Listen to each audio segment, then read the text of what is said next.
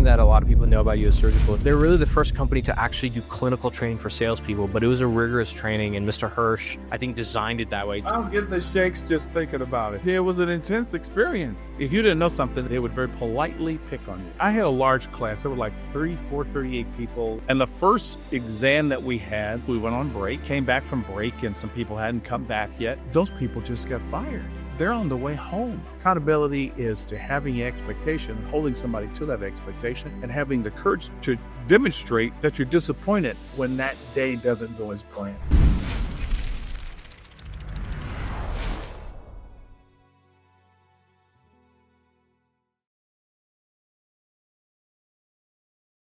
Hey everybody, welcome back to this amazing series, the US Surgical series. I'm joined by now a good friend, somebody who I've heard the name so many times, and that's Chuck Vivian. Chuck, thank you so much for joining us. How are you doing? I'm doing great, and thanks so much for having me. I appreciate this.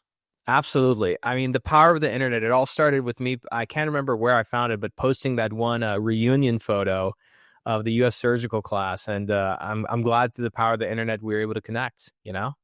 Me too. Well, before we kind of get into the wild and fun times of US Surgical, I'd love to hear a little bit about you. Like, where did you grow up? What kind of things influenced your life, and how did you get into this great industry? Sure. Where did I grow up? What influenced me? I'd be happy to share that. I grew up in Chicago, on the near north side in a projects called Cabrini. Before we moved to the south side, I was just 5 years old when we moved out of the projects. So the south side, I went to school, of course, on the side to Burnside and Harlan High. Great education, great people, great neighborhood. I look back on that, those times with very fond memories. Quite honestly, I had no intention of going to college. I was just kind of drifting around and goofing off. But between my junior and senior year, I had an opportunity to work at an advertising agency called Foot Cone Building. They're still in business now, huge agency. There's a Chicago version of the Mad Men, if you will.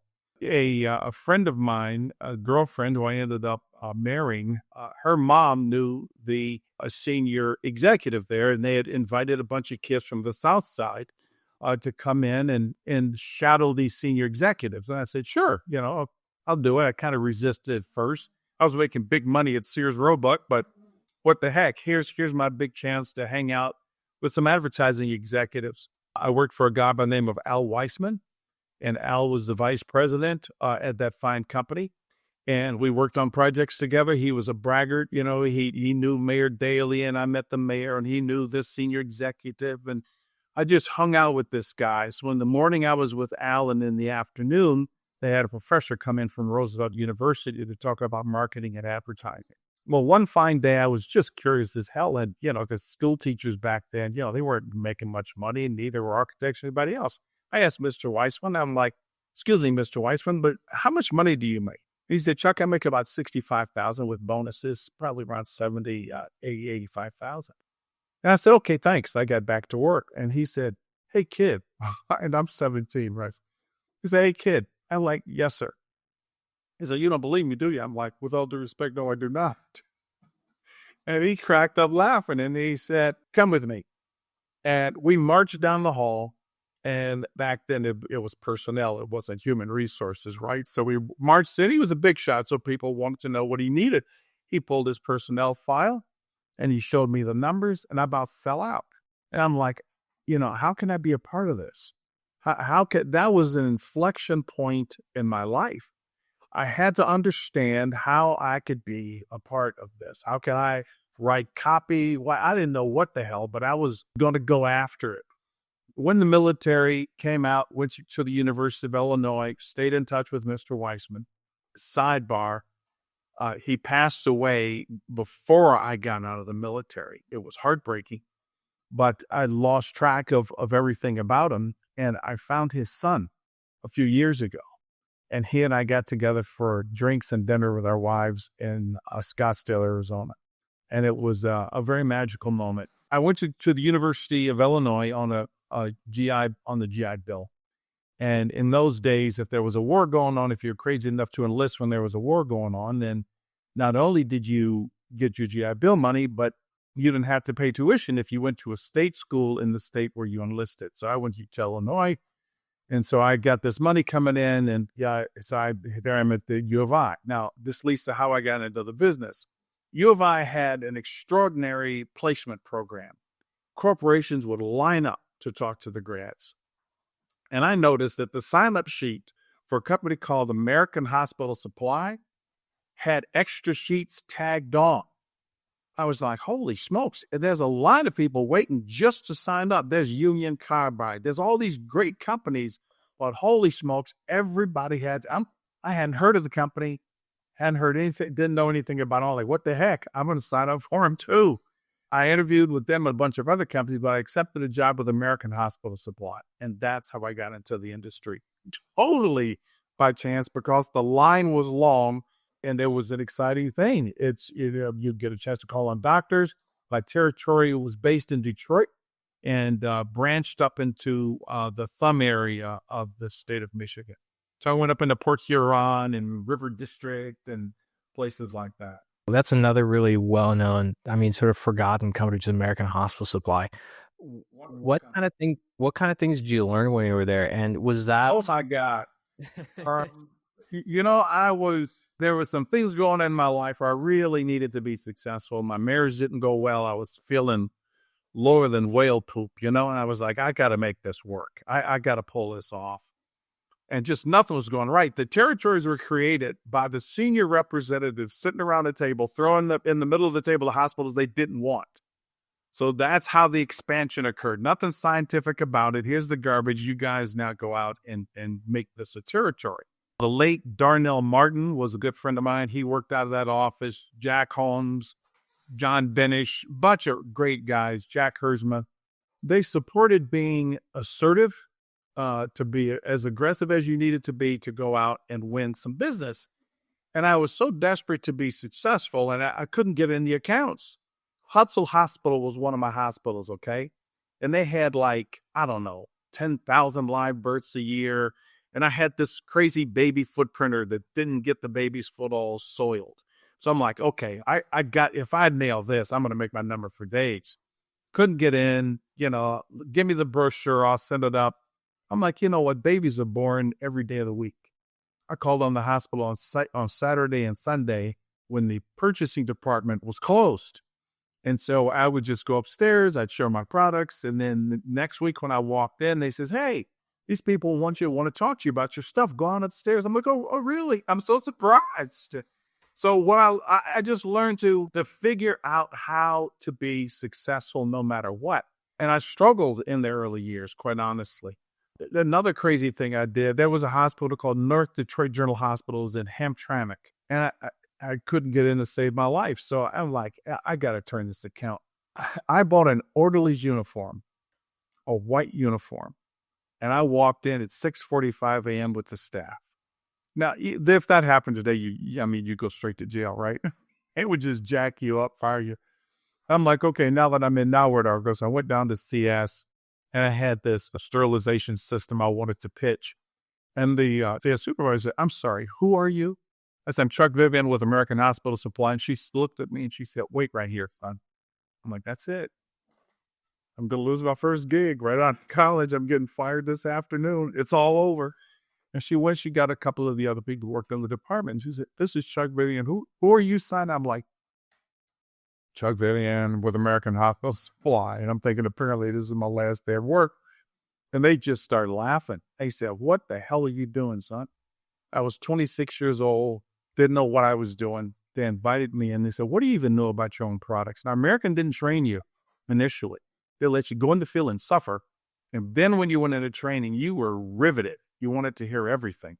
And so they were walking me through things. I met a surgeon by the name of Walter Everett. They took me up to surgery, got me dressed. He said, go in here, meet Dr. Everett. He's going to help you understand what the OR is about, what your products are about, and everything else. He stopped me at the door and said, make sure that your strings are tucked in. He's an orthopedic surgeon. He explained everything to me. And I spent a couple of days with him, and he just kind of took me under his wing. So, the learnings there was that, go after it like you mean it. And the bosses were okay. The managers were not upset with me. They liked the stories. I didn't know I was making stories, but I was trying to figure out how I was going to get into these accounts that, quite frankly, nobody else wanted. And I got a million stories like that at American, but I struggled at first. And then I finally got in my first prime vendor account, where literally I picked up all of the business and the competitors had to go away. And that made a huge difference. And I thought, oh, this was going to be it. Then, what caught my attention was selling in the computer field, and I ended up making a change. But that's what I got out of American. It was a wonderful company, great place to start a career, great place to learn how to sell. And they took selling as a skill. There's no born sellers, and, some of the quietest people around, can be extraordinarily successful in sales. It's got nothing to do with natural talent. It is a skill that has to be practiced. And they were determined to help people practice it. If you're a CEO of a MedTech company and you just got ghosted by another investor this week, or maybe a strategic that you're trying to have a meeting with just kind of brushed you off at a conference, and you're just sick and tired of all this, you want to make these people pretty much eat their words, right?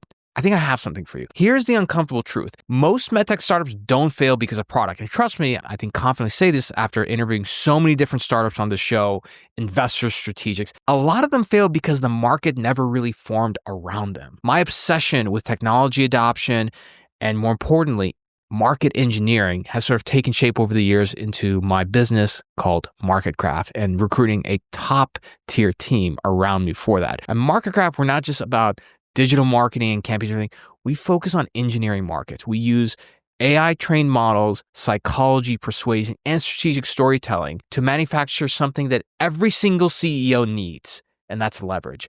We want to give you leverage with the market. So by creating magnetic messaging and attention, we can shape a belief system that is going to attract and magnetize those early clinical adopters to you. We want to give you leverage with investors because when your category narrative is very clear and your demand signals are loud and you can show this early clinical pipeline, and then at that point, capital start to chase you instead of the other way around. Now you have options. And then leverage with strategics. Because look, when you show a strategic, and trust me, I've had many conversations with them on this podcast and offline. When you show them that you're starting to own momentum in a space that they care about, you don't just look like a startup to them anymore. Now you look more like a partner. And if you do it really well, potentially competition they need to take out, right? So if you're an early stage MedTech CEO and this all resonated with you, I want you to stop what you're doing, put pause on this podcast, go to growmymedtech.com. That's GROW, growmymedtech.com. I want you to book time with me. Okay, we're going to do a little bit of a market analysis for you. I'm going to come to the table with 2 to 3 really good ideas.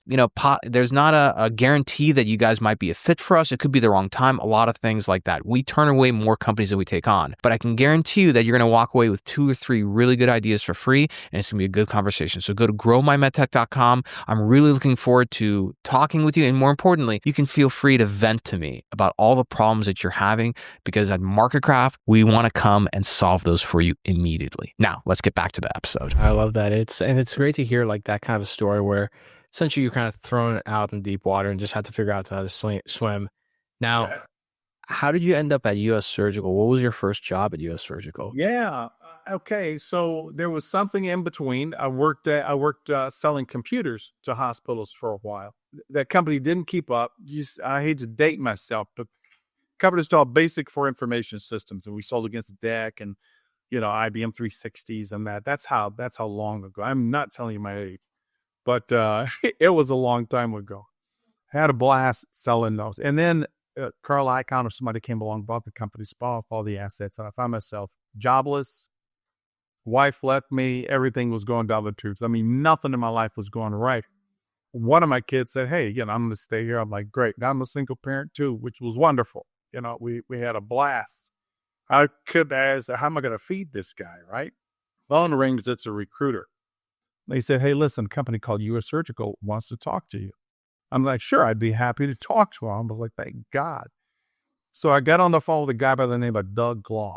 Doug was talking to me. He said, Chuck, I'm interested in, talking to you more, moving forward. He said, any places that you want to go? And I think I played hard to get for maybe about 2 seconds flat. And I said, yeah, I like major metropolitan areas. He said, like what? I'm like, I don't know, Chicago, Detroit, New York. I don't care as long as it's a major metro area. He said, in places you don't want to go. I said, I'm not in the small towns that much, you know. He said, like what I said, I have Champaign, Urbana. That's where I went to school. I named some other small towns. And he got real quiet. I'm like, did I say something wrong? He said, yeah, the territory's in Champaign, Urbana. So I'm like, okay, all righty.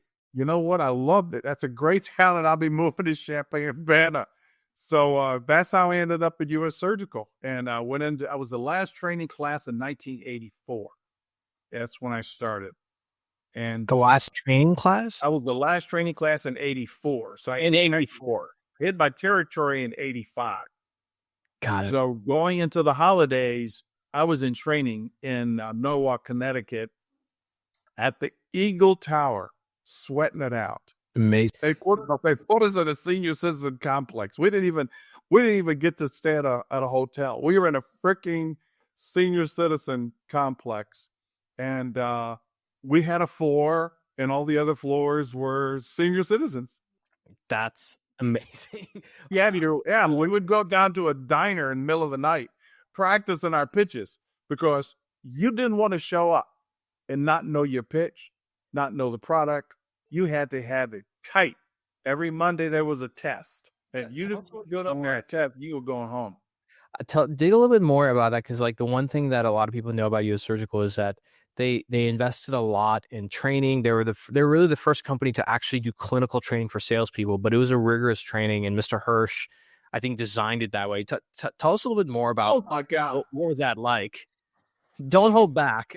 Sorry, I'm bringing back PTSD. I'm getting the shakes just thinking about it. It was an intense experience. You know, they were very, very serious about you learning, and they meant business. There were wonderful people who were running the program, Joanne Carlton, and I forget, oh my God, I'm embarrassed. I forget the other woman's name, but they were both very sharp people. If you didn't know something, they'd pick on you. They wouldn't walk in and pick on you. They would very politely pick on you. And so I couldn't pronounce, you know, the ligaments that support the uterus are the infundibulopelvic ligaments. And I couldn't pronounce that to save my freaking life. And they walk in, you know, and says, okay, let's get started. Chuck, would you walk us through the ligaments that support the uterus? I'm like, you know, I can't really pronounce it. So you had to understand and know what you're talking about. And one of the other things that made it work so well is that regional managers rotated through the training program.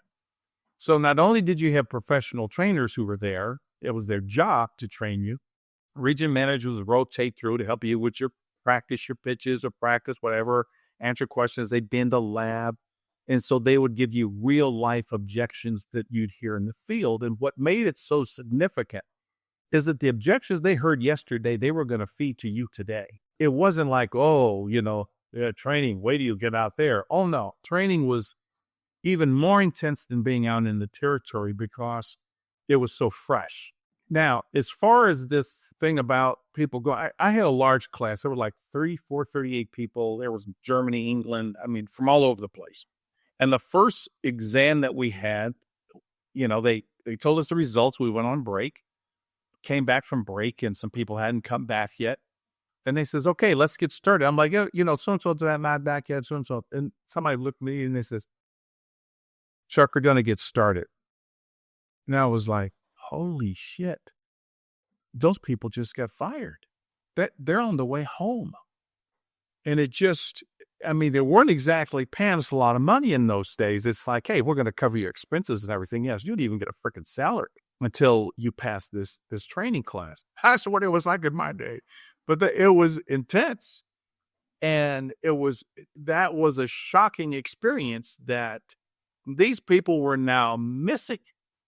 And so the rest of us, when we got back into it, it was a kind of an umbrella of intensity that came over the rest of the training course from that day forward. I think that first step, we might have lost 6 people, but after that, may have lost 1, maybe 2. But everybody was so intense and so intimidated by the fact that you just might lose your job if you don't know this stuff. And everybody was going through it. If you were walking the hall at 2:00 in the morning trying to learn something, you'd run into a colleague who was doing the same thing. Literally run into a colleague who was doing the same thing. Fun times. Really fun. But I mean, and this is part of the reason why I got so interested in U.S. Surgical is that if you think about the coaching tree of like how many influential leaders in our industry, and you can map them all back to this one company. It to me was fascinating. So after your training, you started out in the field just as a sales manager. What was your role and how I long have was you? a salesperson. I was a salesman. Yeah, I was a sales rep based in Champaign, Illinois, and it was the first time I'd ever had a rural territory. And my boss was a woman by the name of Linda Lesh, and her boss was Doug Gloff. There was a process they had that somebody would work with you 3 days, in a minimum of 3 days out of every quarter, just to help you get better at what you do, watch what you do, listen to you, give you feedback. And it was tough. There were products that you couldn't sell. You couldn't make an excuse about it. I had a hard time selling an absorbable clip. I'm like, I'm Chuck Vivian. I'm about 102. Don't talk to me about an absorbable clip. My boss comes to work with me, Linda. Says, Chuck, I'm noticing you're not selling any of these absorbable clips. And like, yeah, I don't have a absorbable clip territory. She said, yeah, well, let's talk about tomorrow because you're going to pitch the absorbable clip every place we go. I'm like, great. And, before she left, I knew how to sell that freaking clip. There was no hide. There was no hide. So you can be hitting your number, but if you weren't selling a good mix of all the products, like you got a magnifying glass on you, is that safe to say? Yes. Well, there was a clear process that I picked up on immediately. There are certain things that you have to do, and I believe in this to this very moment. And that is, you manage processes and you lead people. You don't lead a process. You manage a process and you lead people.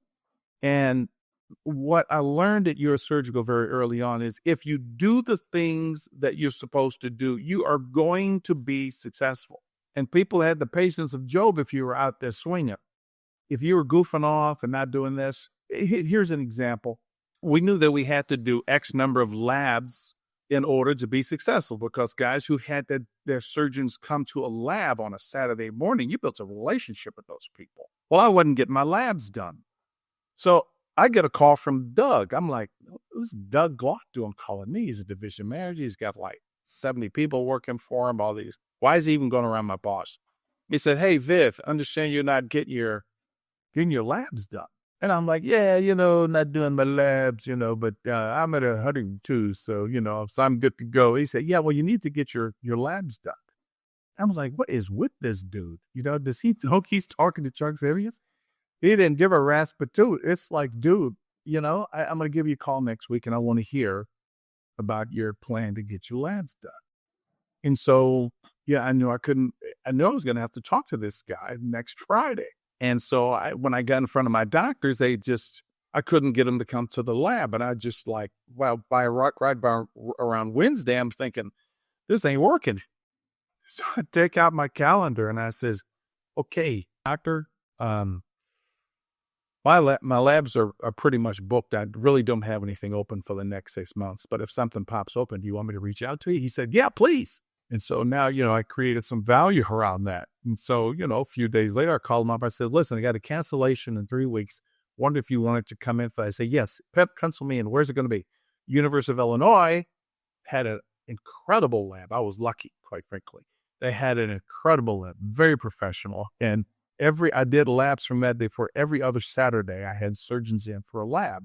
I couldn't have them every week because they wouldn't do labs on football weekends or basketball weekends. This is what you have to do to be successful.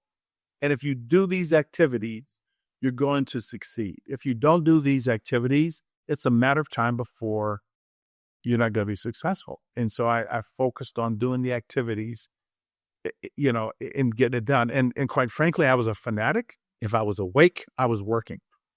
If I was awake, I'm the last guy you wanted to sit next to on a plane. I would ask somebody, hey, what do you do? And they tell me, I'm like, I couldn't wait to tell them what I did. I'm in surgery. I'm doing this. I'm doing that. Have you ever heard of this? You know what a low anterior resection is. Let me walk you through it. How about an esophageal gastric? You didn't want to sit next to me on the plane. It's like, well, somebody shut this dude up. That's it. Now, I want to go back to something that sort of stood out to me, which is you were essentially most of not all the time, like 100, 102% to plan.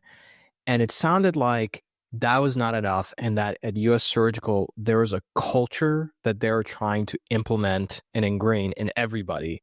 And that just because you were hitting your number, doing great, that didn't excuse you from not following the process. Is that correct? Yes, that's exactly right. And it wasn't so much that they said, hey, you're doing 100, I want you to do 104. It's that you have to do these activities. I mean, Why did they want you to do that? what's, Why is that? Why was that so important? if you did those activities, and once you start doing them, you could feel it. But as long as if you were doing those activities, you were going to be successful.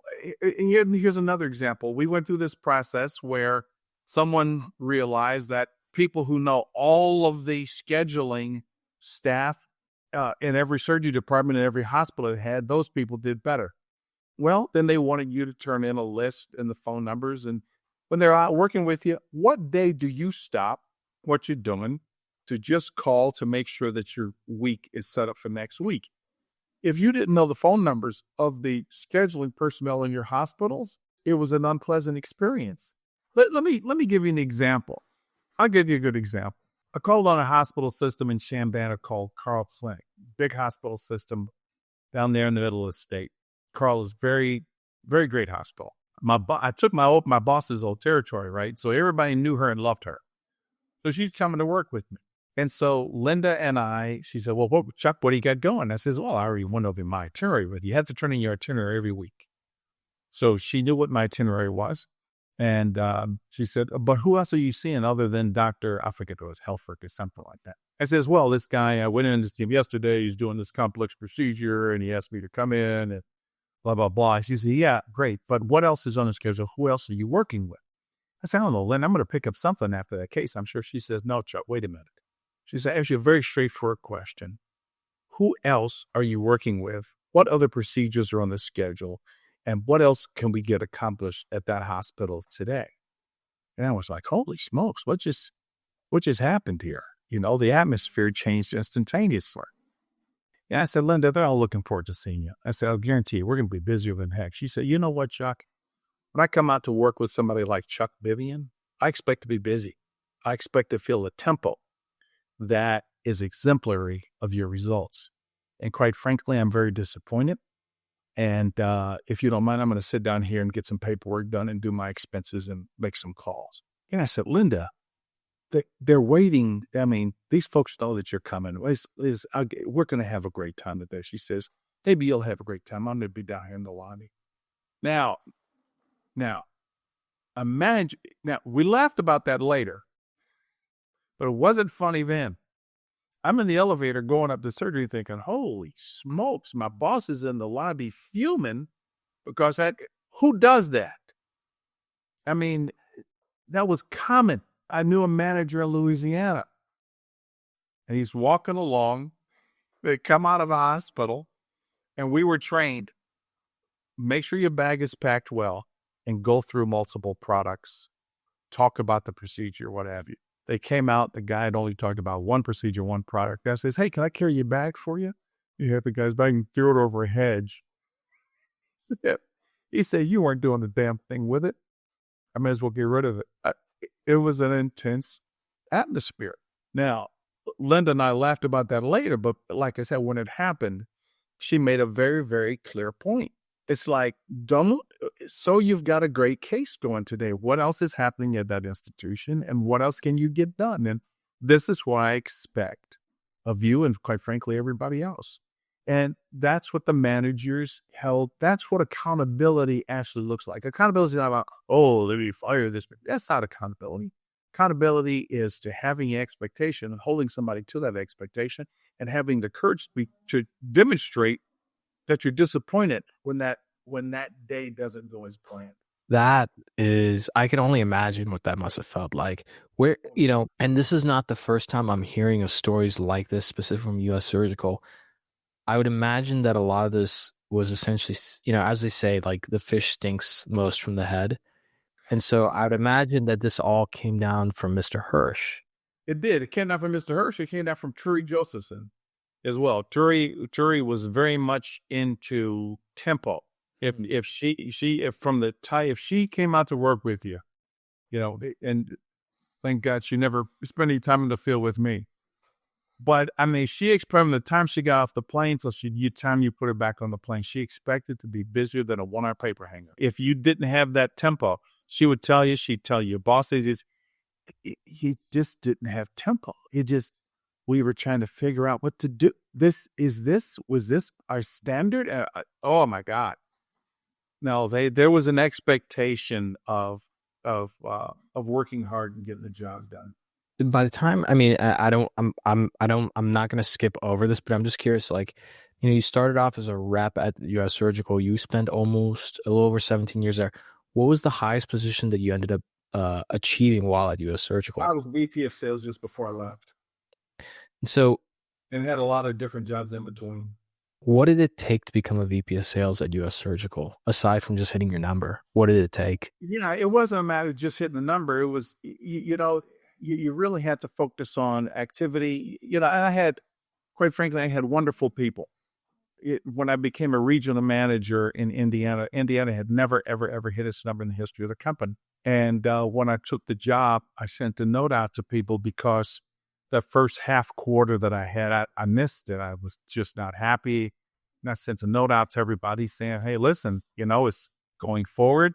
If you come in under 90%, you're going to be on probation and be considered for termination. They were like, oh, hell no. Who is this brand new rookie region manager? And they all went to Doug, or some of them went to Doug. And Doug said, well, let's look at the numbers. If all of you gave 6 of you come in at 102 and 2 of you come in at 70, Viv ain't going to make his number. And look at this. And so he says, holy smokes, Doug's going to back him up. And we focused on activities and working together. And I was lucky. I had, the first person I hired did a great job. Neil Golden was there. And I'll tell you, Neil Golden is probably the best salesperson on planet Earth. And I mean that. It may be a tie between he and a guy out here by the name of David Code. But, Neil was a great manager. Woody Woodford, just a Twig Locke, just a very, very good data troop. I hired her, just a real good group of people that got it together. And it was the first time I had ever experienced being part of a high-performance team. There's different levels of teams. People throw the word team around. It really doesn't mean a lot. There's work groups and there's lots of books about it. But, this was a high-performance team. And there was one particular quarter where it was just obvious that, the last day, and I just couldn't see it. We just weren't going to make it. We had a conference call. And I said, guys, you did a great job. And they said, whoa, Chuck. What do you mean? I said, looks like we're not going to make it. There's a couple of things did come through, blah, blah, blah. They took over the call and figured out how we were going to make the number. And so I had a lot of wonderful people when I was a regional manager. And quite frankly, not only did we hit the number every quarter, every rep in the region hit the number every quarter, every year for like 3 years straight. And then the region went on to make its number every quarter for about 9 years straight. And together, we instilled something very special. And I was happy to be a part of something so phenomenal with a wonderful group of people. And the same thing happened at the division level because I begged for a division and they gave me one. That's awesome. And yeah, I completely agree with you. It's kind of like for men, like just because you have a kid doesn't make you a father, and just because you have a group of people doesn't make them a team. At least that's how I see it. Oh, a very good way of putting it. That's true. That's a good analogy. Yeah. So you're the last training class of 84, you said, right? Yes. So, I want to take you back to a specific year, and that was like 1987. So there's a lot of stiff competition, and then 87 was a special year in the sense that the most important development at that time was when they introduced the SurgePort Trocar. So that was for the audience listening, that's a disposable tube-like device through which other instruments were inserted in the body, a la laparoscopic surgery. And so US Surgical purchased exclusive rights to that technology from a company called Endotherapeutics in the previous year. And this is the device that really opened the door to laparoscopic surgery, where, you do surgery through very small incisions. I mean, I was still very, very little as a baby at that time. But my father's a general surgeon. Yeah, my father's a general surgeon in the 80s. And so I remember talking to him about this.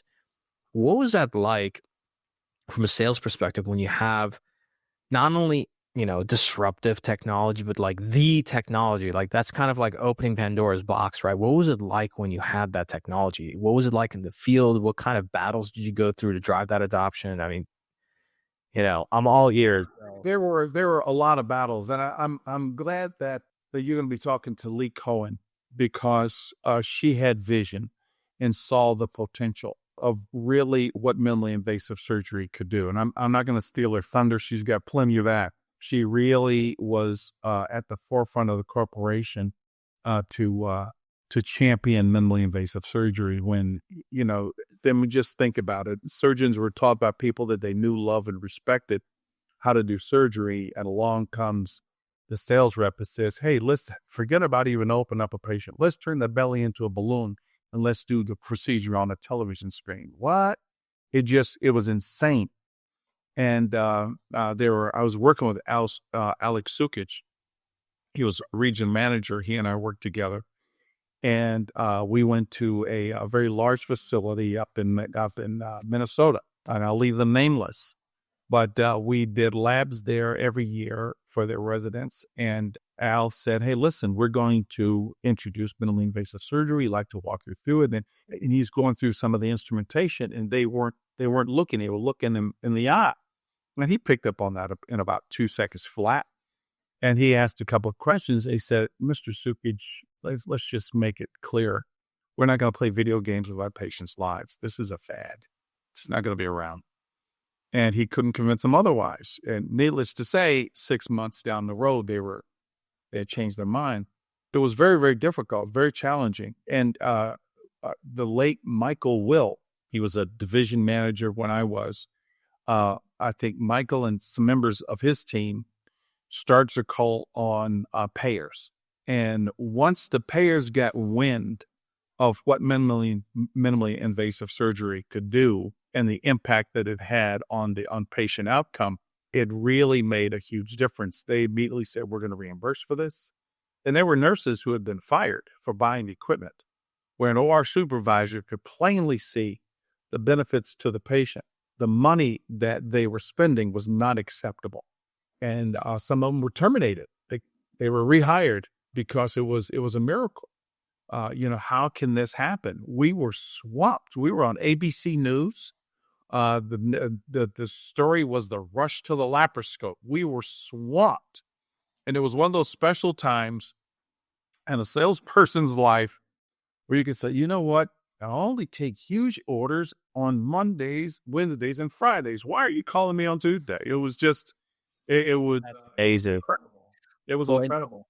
And for the audience, like in terms of like a timeline, so 87 was the introduction of the SurgePort Trocar and also absorbable staples. 1990, EndoClip was introduced, which allowed laparoscopic gallbladder remover. Then you added sutures to the company line in 91.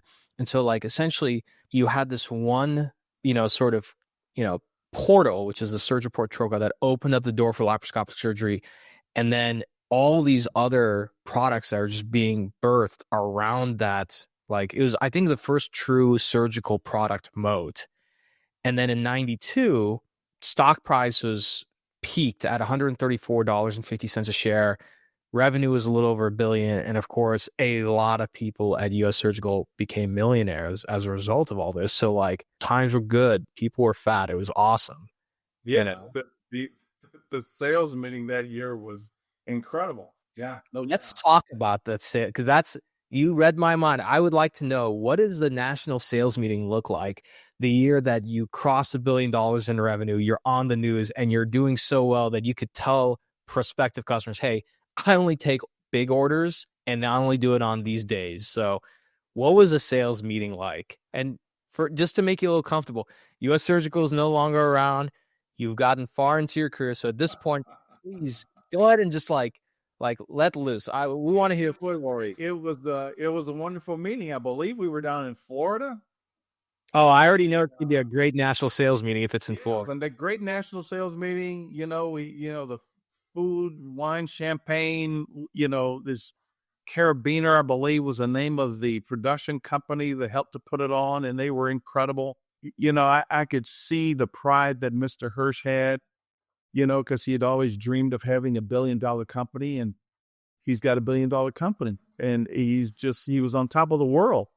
I remember when he and Turi walked in, it was like magic. It was like the king and queen just entered the room. And to his credit, I mean, this guy literally took out his life savings to buy a staple randomly at a patent office and bet his like everything on it. You know, it's really great American story. You're right. He actually discovered it at his attorney's office. He was in 1 hour Martinizing, and he was at his attorney's office discussing, there's a lot of rumors and stories about that. Bob Kennard will have more about that if you catch up with him. He was determined to make stapling happen. And, in 84, I was still trying to convince people that stapling was a good thing to do. A thoracic surgeon at a hospital at Sarah Bush Lincoln told me, he said, Chuck, look, he said, I'm a surgeon. I'm not a riveter. Don't ever talk to me about that crap. And so everybody in the surgeon's lounge is waiting to see what I'm going to say. Hey, all the newspapers go down. Well, what's Chuck going to do? I says, hey, I walked him through it. And what are you going to do? He didn't buy it that day, then buy it the next week, then buy it the next month, but he started using it. But that particular meeting was, it was a very, very special meeting. We had a lot to celebrate. The upside was that we had a lot to celebrate. Wonderful things happened. The downside was that much revenue, that kind of a breakthrough is going to attract a lot of attention. And along came J&J. Along came Ethicon. Yeah, and I was going to say, and I do want to dive into it just to kind of hear from your perspective. Because, so again, we're to go back to 1992. Stock was at $134.50 in January. Revenues for the year surpassed $1 billion. 1 year later, 1993, a lot more competitive pressure. The marketplace changed. And then, along with $130 million restructuring, stock price ended the year at $22. So from $134 to $22 in 1 year. What happened? What went wrong? Because you had these building years where from 87 to 92, which was a very short time to grow company revenues and have this explosion in growth. Were there things that were just completely out of U.S. Surgical's hands during that year from those marketplace pressure and everything? Or were there some specific things that you felt like weakened the company and put them in the position that the stock price fell that much? Just, in your opinion. Sure. I used to ask Mr. Hirsch when the stock would go down and say, Mr. Hirsch, wow. And he was Mr. Hirsch. He wasn't Lee, right? People say Lee now. No, that man was Mr. Hirsch. I never met him, and I call him Mr. Hirsch, mainly because I interviewed I think Joe DeVivo was my first interview for this series, and he kept saying Mr. Hirsch. And now anytime I talk to people about him, the only time I say Leon is when I say his full name, but I always say Mr. Hirsch, and I never work for the guy. Hey, you're saying. Yeah. It was just struggle. He said, Chuck, there was more sellers than buyers. And, he didn't want to get into debates and discussions about, the drivers of the market. In my opinion, and I was, right in the thick of it, as were many people who will have a different opinion.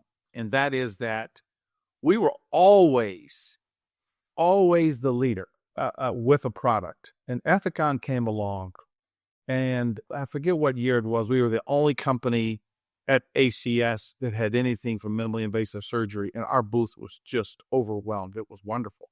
The next year after, everybody was trying to get some kind of a device, some kind of instrument, some kind of an angle on minimally invasive surgery. So the competition came out of the woodwork.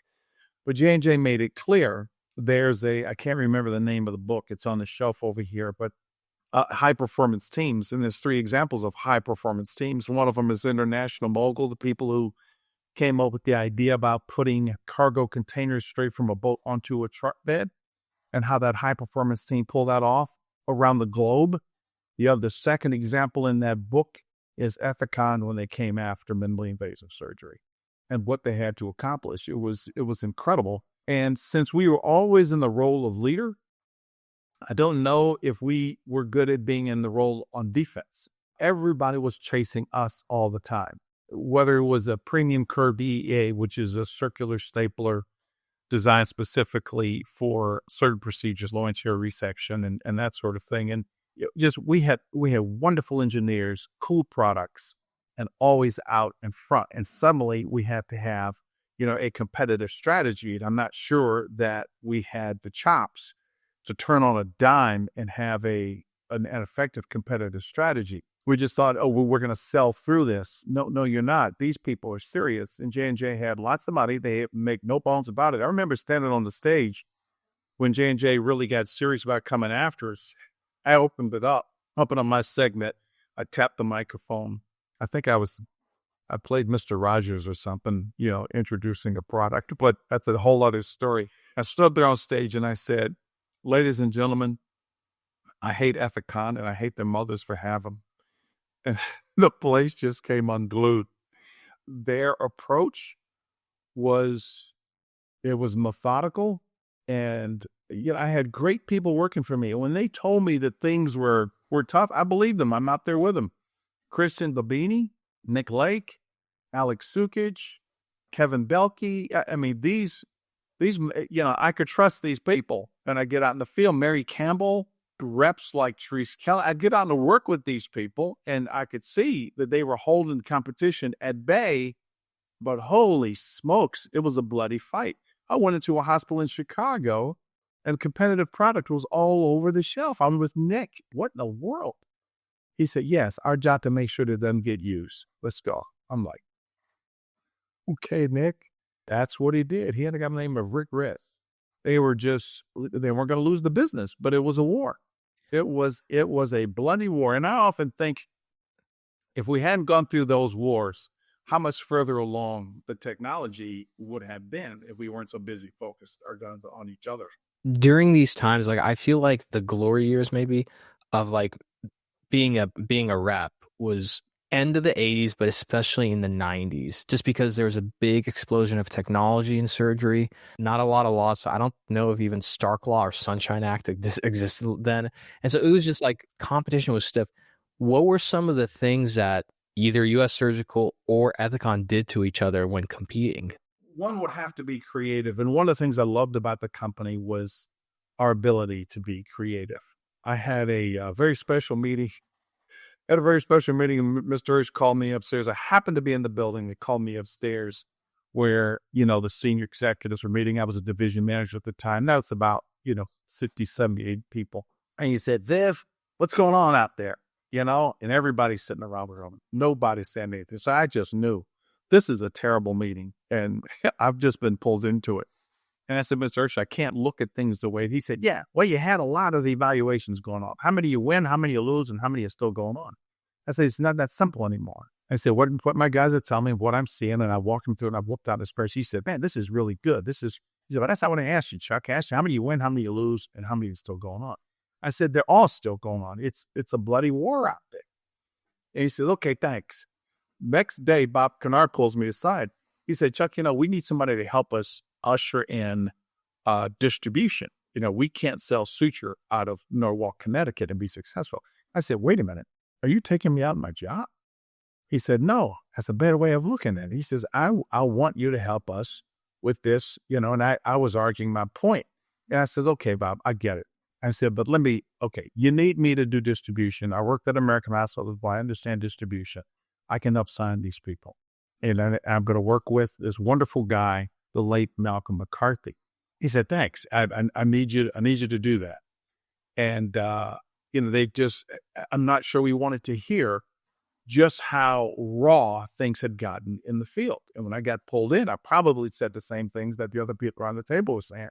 And it went over like a turd in a punch bowl. And so this other guy was saying the same kinds of things. They said, what is the number one challenge you have? And you said, competition. And they said, you couldn't be more wrong. I said, really? Is the guy by the name of Brian. And so, that Brian's territory was right there around headquarters. So there I am, the newly appointed vice president or senior director of distribution, whatever the heck I was. And so Brian comes in, he's talking, we're shooting the breeze for a while. We're both, I was a division manager and now I'm in distribution. So he sits down. I'm like, Brian, man, you got a lot going on out there. He said, no. So what you don't know is I'm now the co-director of distribution. It's like the two guys who were willing to really speak up about what was going on both ended up being taken out of frontline roles. I ended up working my way back into it. Bob sent me out. You said, what do we do to each other? I was asked by Bob and Mr. Hirsch to go out and work with Kaiser. We thought we were going to lose Kaiser Permanente. And I'm like, gee, I said, this word is on the street that we've already lost it. What happens to me if we don't save this? And he said, Chuck, I don't want you to think like that. You're the only guy I got on the West Coast who can do this, blah, blah, blah, blah, blah. I'm like, oh, God, here we go. So I knew I didn't have a choice. And I was allowed to do, what did we do? A guy by the name of David Code, an extraordinary salesperson. I mentioned him earlier. Mind like a steel trap. This is a sharp dude. I asked David to be the region manager. I says, listen, there's going to be a ragtag bunch of us. I said, I need a group of people who are a division. There's only going to be about 8 or 9 of us. He said, Chuck, a division is like, 70 pounds. Like, I want to be a division. I want to report directly. He said, okay, fine, be a freaking division. So, okay, great. I said, I want this, I want that. And, there were things that Kaiser wanted. And one thing I learned from Mr. Hirsch very early on, he would ask this question. We would get a VIP group of people in for a VIP trip. And he would say, what's important to you? And the customers, these are hospital senior executives, they're looking at each other and surgeons. This is, in terms of what? And he said, no, seriously, what's important to you? He wouldn't change the question. I'd think to myself, geez, I've invited these people in. Then people would start telling you, what it is that was important to them. He wouldn't let go of that question until they said what's important to them. And once they start putting things on the table, and I learned that, I'm like, I'm going to do the same thing. I wasn't quite as dogmatic about it. I would say, I would figure out what's important, and I would deliver that.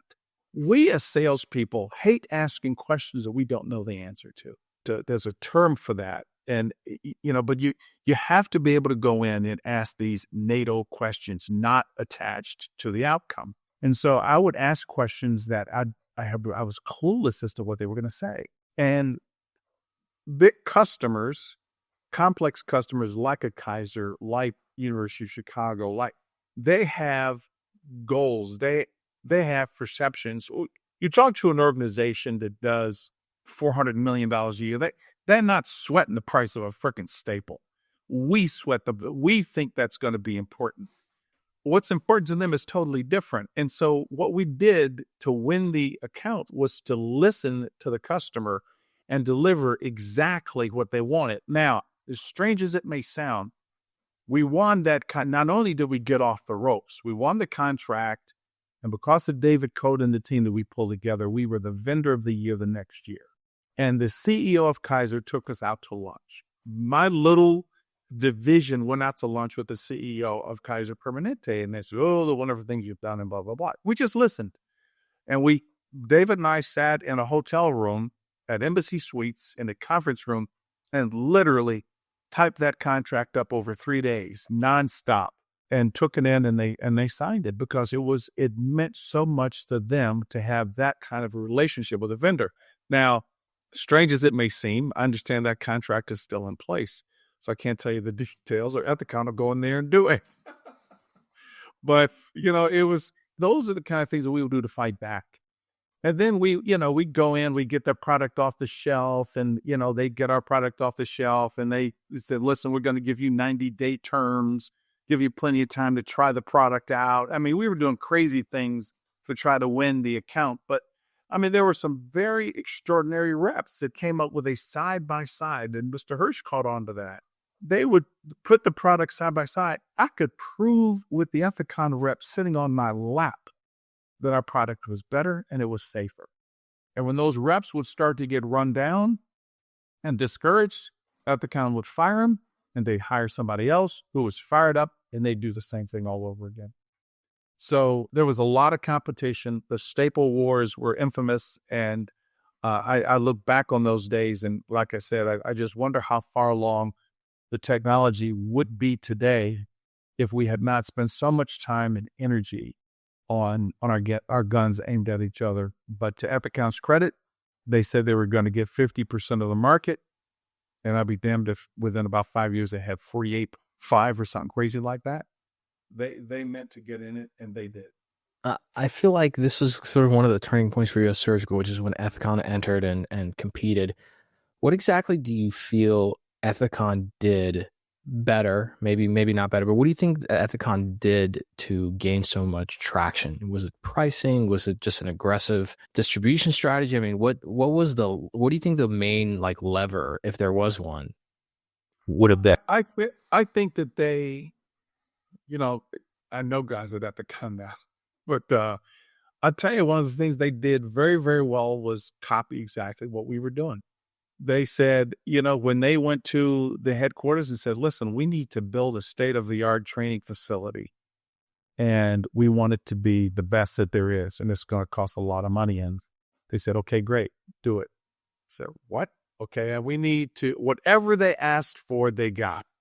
They were determined to get in it. And they, when you've got a competitor that really knows how to go after it and knows how to develop products and knows how to do, why fight it? Just do what they do, only try to do it better. They did what we did. Their training program was not as intense, but their reps were not slouches. We mowed down the first rows and then the second rows. They said, we don't care. We're going to keep hiring people until we get our share of this market. And that's what they did. So they were focused and quite determined, and the iterations that they made on their instrumentation, after a while, it was impressive. After a while, you couldn't look somebody in the eye and says, you know what, that's going to rip somebody's lung up. And they said, well, it's not going to rip somebody. They said, yeah, fire their version, their ILE. Here's my GIA, put your finger and feel those staples. I feel theirs. The doctor says, holy smokes, yeah, is that what you want to do? No, well, Ethicon would pick up on that, says, oh, no, we're going to fix that. They fix it. And so your last year at U.S. Surgical was what year was it? God, I think it was 2001. So then you were there through the Tyco acquisition. I sure was. I won't say that's the reason I left, but there were so many changes. I loved U.S. Surgical. It was crazy and it was intense and difficult and all that. Okay, but I liked it. I was part of that culture. I was part of the definition of that culture. I was intense. That went away. It was different, and I kind of missed it. And I'm like, there was a restructuring, and there was going to be another restructuring, one more. And I was like, guys, I said, this is where I get off the train. And they said, what is it? Your ego? Why are you giving? What do you mean you're leaving? I'm like, it's not personal. I said, it's keeping on the down low until I'm out of here. But this is in the same company, and I'm leaving. The culture of that organization, that Mr. Hirsch built, was really special. I had the privilege. I've been in consulting for about 18 years now. I've worked with a lot of big companies. I was working with a company up in the Northeast, and I said, I got to swing by. This is pre-pandemic. I wanted to just visit with Mr. Hirsch. So I called him up. He said, yeah, Vic, come on by. This is the day, blah, blah, blah. Off, great. So I finished with my client, and I swung by his home, and he and I talked for about 3.5 hours straight. I wanted to understand the culture. I said, and I asked him point blank, I said, Mr. Hirsch, we had a special culture there. I said, how did you build that culture? I said, culture is about the values, norms, and stories that people know and share. It controls their behavior and their attitude toward the organization. How did you create that powerful culture that people still talk about today? I said, how did you plan it? He said, Chuck, I didn't plan any of it. I'm like, what? He said, I didn't plan the culture. The culture was organic. I said, well, how'd you pick the people to build a culture? He said, quite frankly, he said, when a guy tells me, or employee says, hey, listen, I really want to be home with my family and see my kids' soccer games, and he said, I admire that. I think that's really special. He said, but they couldn't work for me. I said, what do you mean they couldn't work for you? He said, they couldn't work for me. He said, guys like you could work for me. I said, what do you mean guys like you? He said, Chuck, I remember your story when the first day in training, I was numb and I was going through a lot. Everybody had to introduce themselves. And I said, my name is Chuck Vivian. I'm going to be successful here. I said, I got 4 kids and 2 ex-wives. I have to be successful. And everybody laughed. He remembered that story. He said, yeah, this is our guy. He wanted people who could just immerse themselves in the organization. When I thought about that conversation, and we talked about many, many things, we both shed tears about some stuff. It was something magic had left. Here's just, I'll wrap this up. I'm talking way too much, but No, that's why we have you on the show, man. This is your episode. So No, please. I'm all ears. when I went by his home, okay, and what is he like 93, 94 when I went? Yep, this guy was up there in the years, and he said, "Viv, I want to show you something." Pulls out his desk drawer and puts a device, some idea on the table. He says, "Now, what's one of the biggest challenges in healthcare today?" I'm like, "Holy shit!" He's pitching me on a and he's got an idea for a product to combat obesity. And it had to do with magnets and how this is going to work. And he's walking me through it, and he's raising money. He's doing this, that, and the other. And what am I doing tomorrow? I was like, holy smokes, this man is 94. And he was still pitching. It's a great salesman. I just left there on a cloud. I couldn't believe, I had that extra time with him, but he was a heck of a salesperson. It's amazing. And I love hearing these stories because, again, like, it really encapsulates like a very special time in our history in medical devices. And I think a lot of things that stem from that, and again, I want to thank you so much for like spending some time with me and coming on and sharing these stories. I'll share something from my perspective. And I wonder how you see about this. I have this theory that, so Ethicon kind of got the better of US Surgical. Would you kind of agree with that statement? No, I wouldn't. And I wouldn't. I mean, I was there, and where we met them on the field, we did great. Ethicon was determined to get their share of the market, and they're a powerful company. They were dogmatic about it, and they did. They got half of it. Now, is that getting the better of us? Maybe not. They got their share. Okay. So let me rephrase it. I'll rephrase it. Yeah. So they got their share. Essentially, you and US Surgical alum don't think well of Ethicon. Like there's a rivalry there. Correct so far? There was. Okay. I'm not sure. It probably is still there. I don't know. I'm kind of far away from it. So US Surgical gets absorbed by Tyco in 1999. And so a lot of the US people at US Surgical, I think from somewhere on 96, 97 through 2000, 2001, ended up leaving US Surgical. Mm-hmm. Where did a lot of those people, or at least some of the more instrumental, influential people end up? They ended up at this place called Intuitive Surgical. And Intuitive Surgical, and this is how I got introduced to kind of like this culture that really came out of US Surgical. Well, not Intuitive. And Intuitive Surgical mopped the floor with Ethicon. Literally mopped the floor. I have this belief that I don't think anybody joined Intuitive with like consciously saying, oh, we're going to get after Ethicon. But I think subconsciously there's this movement of people who had a bitter taste in their mouth from what they experienced at Ethicon, US Surgical. And like the Intuitive years in the 2000s was like the second battle, and they just obliterated Ethicon. Like and to take it, I'm sorry for the J&J listeners. I'm sorry. I'm just like, no offense. And I think to a point where J&J acquired Auris and Verb Surgical to have their own robot. And in I don't know, was it 2018, 2019 or something, decided to come to market to try and get back what they lost, and Intuitive mopped the floor with them again, probably even worse.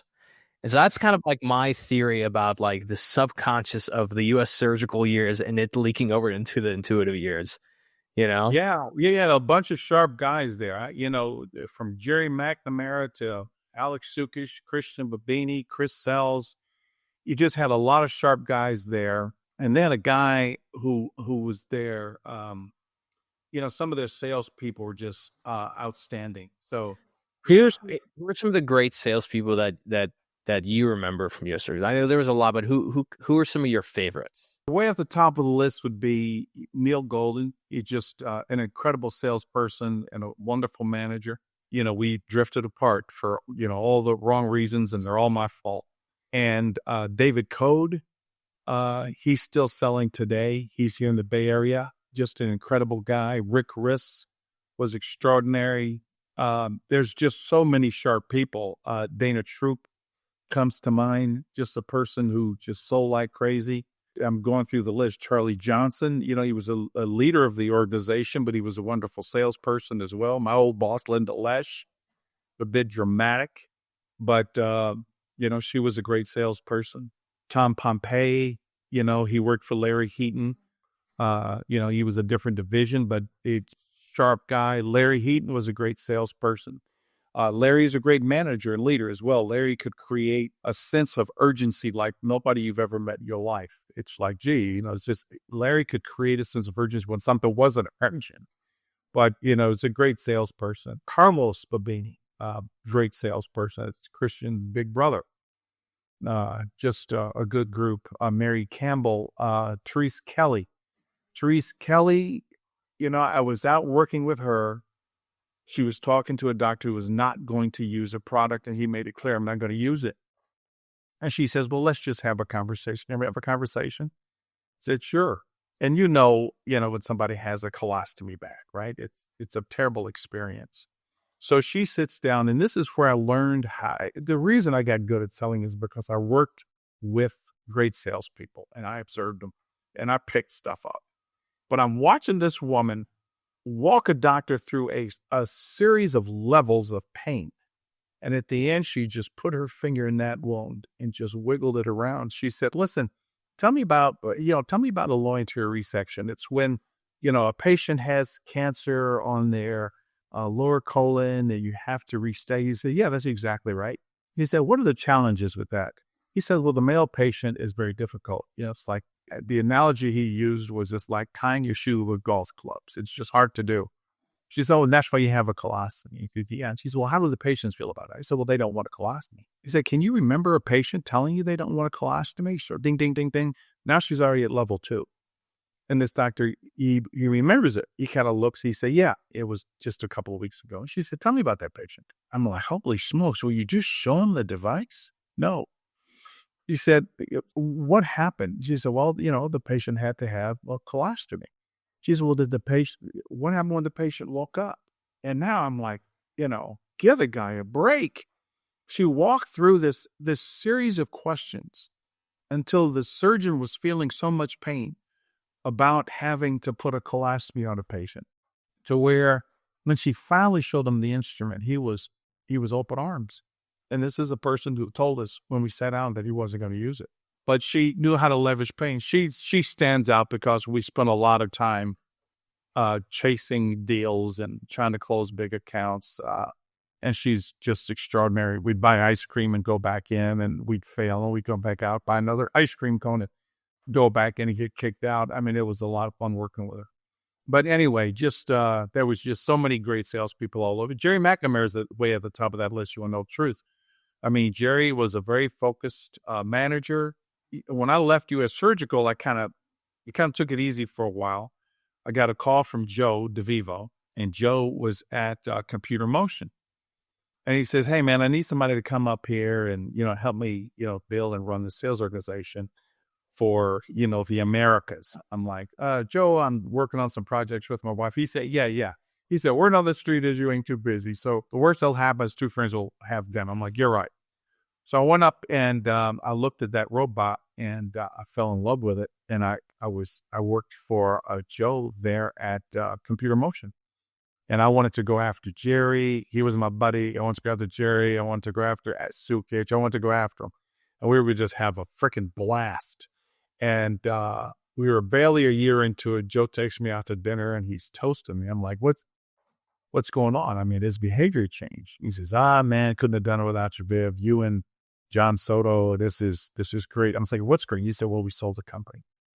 I said, to who? He said, to Intuitive. I was too young and dumb to realize that was wonderful financially, but I was so into, having fun and going after him and competing.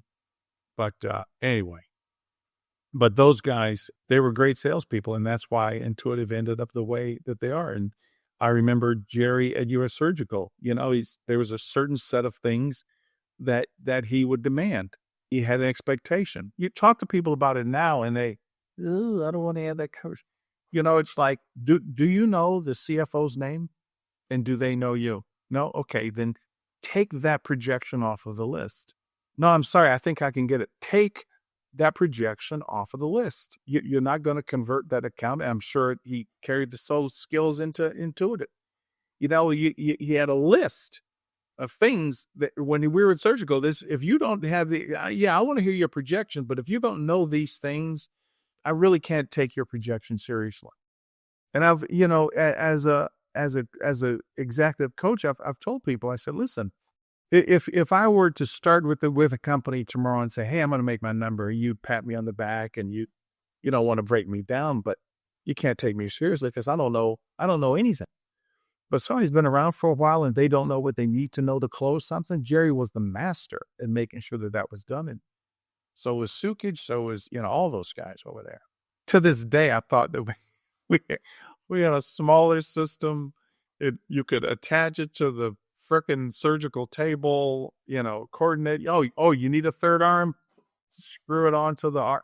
Away you go. And they bought us, and the rest is history. And they have done a wonderful job in the world of robotics.